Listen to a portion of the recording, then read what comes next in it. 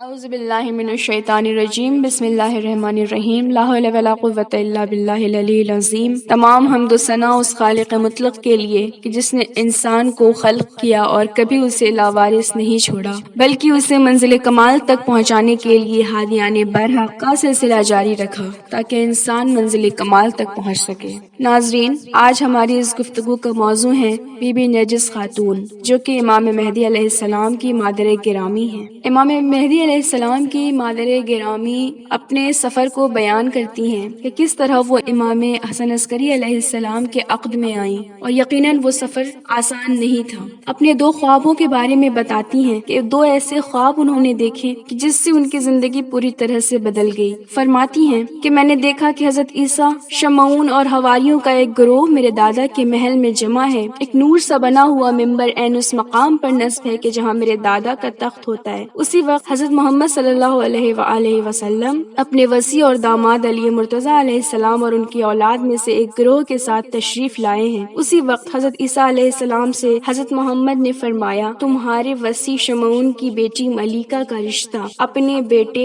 ابو محمد کے لیے مانگنے آیا ہوں۔ حضرت عیسیٰ نے حضرت شمعون سے فرمایا، اے شمعون، تمہاری قسمت جاگ اٹھی ہے، شرافت اور فضیلت تمہیں نصیب ہو رہی ہے، اپنے خاندان کا رشتہ آل محمد سے جوڑ لو۔ حضرت شمعون نے فرمایا، اطاعت ہوگی۔ اسی وقت حضرت محمد صلی اللہ علیہ وآلہ وسلم ممبر پر تشریف لائے اور انہوں نے میرا عقد ابو محمد کے ساتھ پڑھ دیا۔ میرے عقد کے گواہ حضرت عیسیٰ علیہ السلام، حضرت محمد صلی اللہ علیہ وآلہ وسلم اور ان کے حواری اور ان کی آل تھی۔ جب اس سنہرے خواب سے میری آنکھ کھلی تو میں ڈر گئی کہ اس خواب کو اگر اپنے دادا کو سنایا تو وہ مجھے قتل کر دیں گے، لہٰذا اس خواب کو ایک راز کی طرح اپنے سینے میں دفن کر دیا۔ لیکن کھانے پینے کی طرف سے میری توجہ ہٹ گئی تھی، ہر وقت ابو محمد کے بارے میں سوچتی رہتی تھی، یہاں تک کہ مریض ہو گئی۔ پوری مملکت روم میں ایسا کوئی طبیب نہ تھا کہ جس نے میرا علاج نہ کیا ہو، لیکن سب مایوس ہو گئے۔ میرے دادا نے مایوس ہو کر مجھ سے پوچھا کہ اے میری بیٹی، کیا تمہاری کوئی ایسی خواہش ہے جو میں پوری نہیں کر پا رہا ہوں؟ تو مجھے بتاؤ۔ تو میں نے کہا، دادا جان، جتنے بھی مسلمان آپ کی قید میں ہیں انہیں آزاد کر دیں، تو مجھے امید ہے کہ عیسیٰ علیہ السلام اور بی بی مریم ہمارے لیے رحمت کے دروازوں کو کھول دیں۔ میرے دادا نے میری خواہش پوری کر دی۔ میں نے کوشش کی کہ خود کو صحت مند دکھاؤں اور تھوڑا کھانا پینا شروع کر دیا۔ پھر فرماتی ہیں کہ اس خواب کے تقریباً 14 دن بعد میں نے ایک دوسرا خواب دیکھا۔ میں نے دیکھا کہ خاتون جنت فاطمہ زہرا سلام اللہ علیہا تشریف لائی ہیں اور ان کے ہمراہ بی بی مریم بھی ہیں اور